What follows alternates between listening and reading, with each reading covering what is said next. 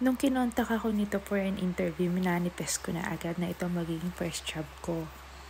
Then I got hired as a pet care specialist. So para pa rin ako nasa Pinas, mga aso pa rin ang mga kasama ko. Pero dito, iba't ibang breeds, iba't ibang size. At mas madami sila dito, kaya mas marami rin akong natututunan. Hindi lang kung paano sila i-handle, kundi i-understand din namin yung behavior nila and tinitrain din namin sila. Sweet din silang lahat, pwede ka magpadila, pwede ka rin magpakis, basta siguraduhin mo hindi siya kumain ng pupo. Gaya nitong si Murphy, favorite niya yun. Pinipicturean din namin sila for Instagram post, pero yung mga kuha ko sa kanila parang gusto ko silang ibenta. Kaya hindi ito for sale guys ha, tiga-alaga at tiga-saway na lang ako ng mga makukulit at mga cute na aso. Sa window ng playroom, nakasulat na yung names ng mga aso isusupervise ko. Pagpasok, bawal silang i-greet para hindi sila overwhelmed. Toby, sit. Good boy. Stay. Good boy. Toes, sit. Sit, toe. Sit. Sit. Sit.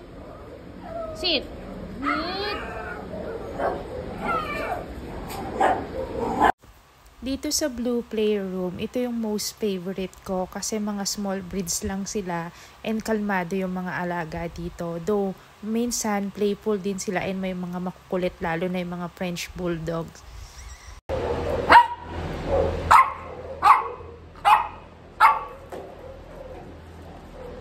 Give me the ball, Cosmo. Cosmo, give me the ball. Cosmo, give me the ball. Dito naman yung Green Playroom. Small breeds din dito pero mas high energy yung mga aso dito.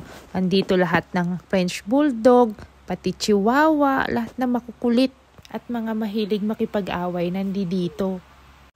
Pati na rin ng mga mabibisyong aso gaya na lang ni Tilly, kailangan ihimas-himasin mo pa siya para makatulog siya.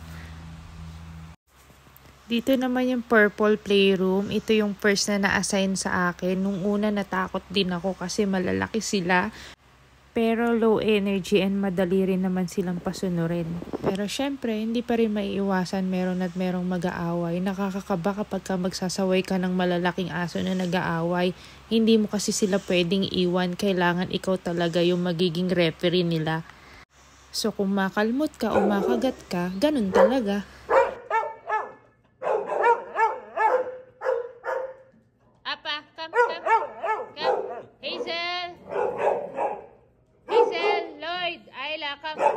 Ang dami ko rin minemorize na pangalan guys kasi hindi mo sila mapapasunod pag di mo alam ang name nila.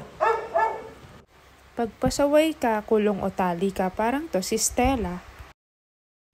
Dito naman yung Pink Playroom. Mga big breeds din yung nandito pero high energy. Walang katapusan ang laro nila dito kaya wala rin katapusan yung pagsaway mo. Pero syempre, hindi pwedeng puro laro. Kailangan may training and correction din. Yung ginagawa ko dito, group sit. Kailangan makuha mo yung attention nila para sumunod sila sa'yo. Meron din naman silang nap time pag na-release na nila lahat ng energy, kusa silang tatabi sa'yo. Wino-walk din namin sila twice a day kapag maganda yung weather. Para nakapag-exercise sila and sa labas pwede rin sila magwiwi at pupo basta dadakutin namin yon. Saka syempre para hindi sila nabuboard. Hanggang Calgary Tower lang naman yung walk namin.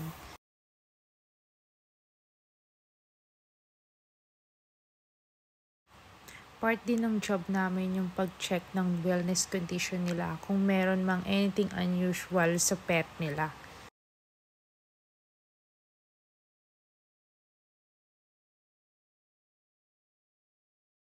Nilalagay namin yun sa report card.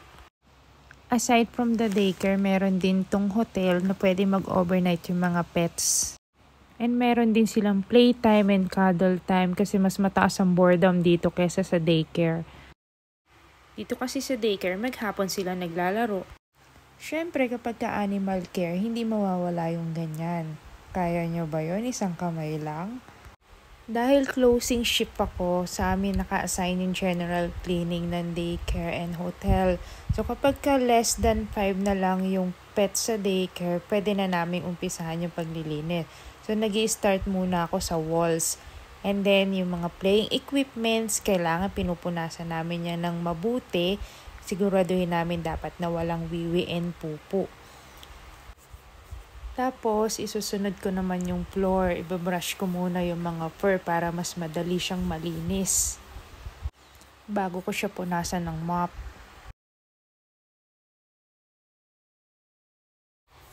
Yung mop namin, dahil madalas siyang gamitin pag nagpupunas ng wiwi and pupu, kailangan regular din ang pagpapalit ng water, lalo na pag general cleaning na.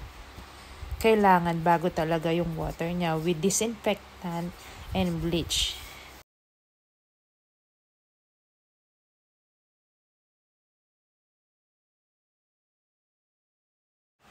Meron din kaming personal care office kung saan nilalagay namin yung mga asong pasaway, o yung mga kailangan mo na mag-take ng nap, yung mga kailangan pakainin. So ito, nililinis din namin to pagka-closing na.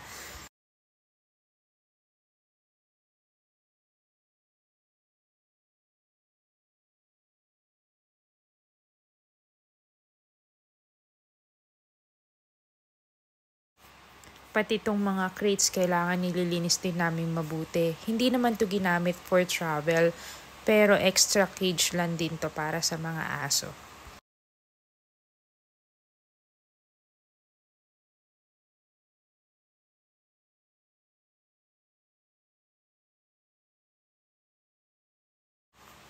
Ay teka, nakalimutan ko yung cellphone ko. Ayan, malinis na. Kailangan walang bakas ng wiwi at walang mga balahibo. Pagkatapos namin linisan yung mga walls, windows, doors, and wala na rin mga pets, pwede na kami mag-spray para mabango, hindi malansa. Pag meron pang mga dogs, pwede naman mag-cuddle time muna sa kanila habang hinihintay yung owner nila. So ayan, cleared na lahat ng playrooms. Nakakapagod pero masaya kapag okay yung mga kasama mo sa work. Pati na rin yung mga aso, pero at the end of the day, kay Cindy pa rin ang uwi ko.